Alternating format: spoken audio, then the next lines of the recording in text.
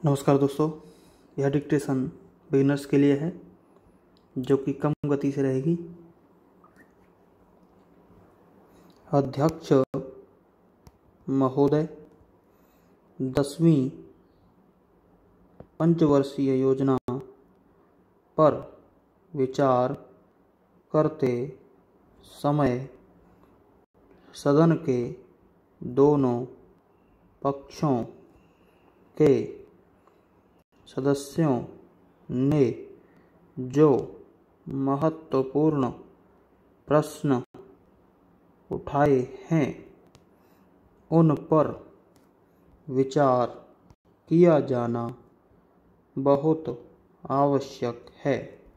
अध्यक्ष महोदय, 9वीं पंचवर्षीय योजना का अब अंतिम वर्ष चल रहा है और इस योजना के अंदर जो चीज़ें कही गई हैं, ऐसा लगता है कि उसके अंदर परिवर्तन करना कठिन है, बदला भी नहीं जा सकता। Para change. अध्यक्ष महोदय, कुछ चीज़ें की जा सकती हैं, उसके अंदर आज भी कुल कितना खर्च है यह तय नहीं किया गया, केवल कटौती ही निश्चित की गई है। शुरू में मैं यह कहना चाहता हूँ कि यहाँ पर कुछ सदस्यों ने जो यह प्रश्न उठाया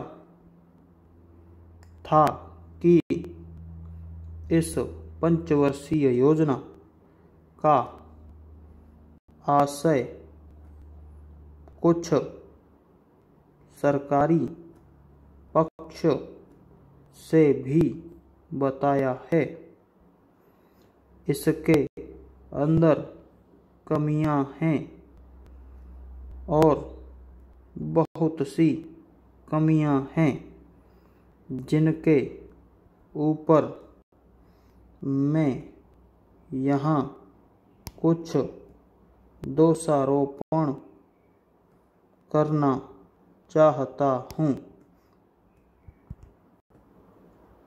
मैं चाहता भी हूँ कि इस तरह से प्रश्न न उठाए जाएं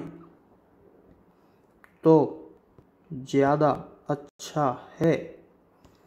यह योजना सरकार ने बनाई है, यह योजना मंत्रिमंडल ने पहले बनाई और अनुमोदन होने के बाद भी इसमें कुछ कमियां रह गई हैं, तो यह कमी रहने का दोष किसके ऊपर है? मैं समझता हूँ सदन के सभी सदस्य इसको जानते हैं। Para change. बहुत से लोगों ने दिल्ली के प्रश्न उठाए जो दिल्ली के साथ अन्याय किया गया है, तो मैं समझता हूँ इस बारे में सब आवाज उठाएं। इस बात की आज ज़्यादा ज़रूरत है।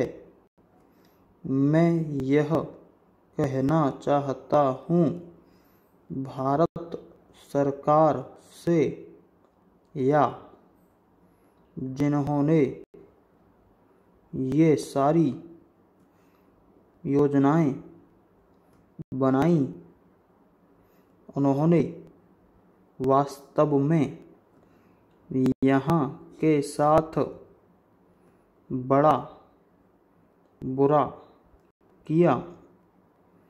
यहाँ के साथ अन्याय किया, क्योंकि उन्होंने इस पंचवर्षीय योजना को बनाते समय ध्यान नहीं दिया कि क्या योजना बना रहे हैं, गलत बना रहे हैं या सही बना रहे हैं, इनसे क्या लाभ हानि होगा। इन सब बातों पर उन्होंने विचार नहीं किया। तो मैं समझता हूँ ऐसी परिस्थितियों के अंदर यह बात ठीक नहीं है।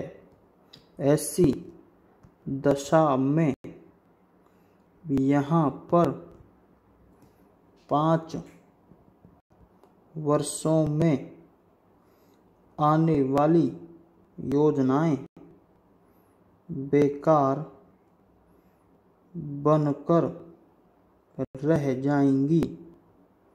जो कटौती निश्चित की गई है उसको समाप्त करना चाहिए, ताकि दिल्ली को हम अंतर्राष्ट्रीय स्तर का एक आदर्श नगर बना सकें।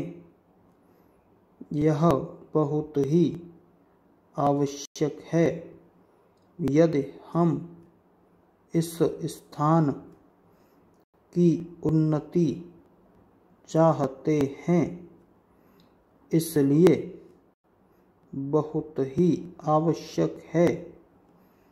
यदि हम इस स्थान की उन्नति चाहते हैं, इसलिए अब मैं अपना कथन इन शब्दों के साथ ही समाप्त करता हूँ।